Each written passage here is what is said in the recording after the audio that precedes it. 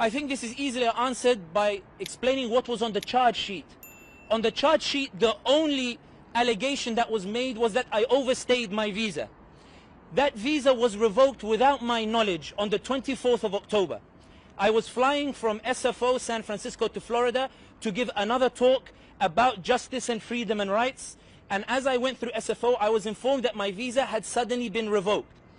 When I was taken to the detention center, there was an immediate appeal to a federal judge who expressed such grave concern about the infringement of freedom of speech that they issued an immediate restraining order on ICE, meaning I was not to be transferred anywhere. And then another federal judge found that when there was a case of whether they had jurisdiction, the federal judge found we have jurisdiction because of the manner in which the visa was revoked, because the manner in which he was arrested, suggesting there was illegality in the way that I was arrested. I did nothing illegal in the US. Everything was within the visa. Everything was within the limits of what the visa allowed me to do. The visa was revoked because of my advocacy for Palestine. It was revoked because of my advocacy for Gaza.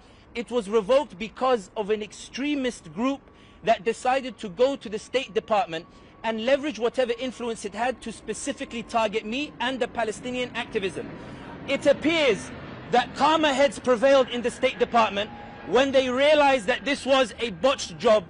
They very swiftly came, they sat with my lawyers, they said, we don't want this to escalate, we don't want this to be a big deal, we're only doing the overstay. They didn't put any other charges in the charge sheet, and I said to them, I was supposed to be home 2nd of November, you've kept me here till 12th of November, I would like to go home because I have things to do.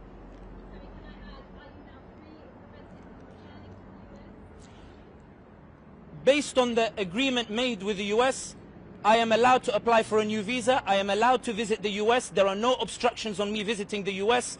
There is nothing on my record. I am entitled to visit the US, which is why the extremists are very upset and furious, because they thought that they would be able to accuse me of heinous crimes, and they found that 2 federal judges stood in their way because the courts are still alive, the rule of law is still alive, my freedom of speech is sacred, it is to be protected, and thank God it was protected by the federal courts.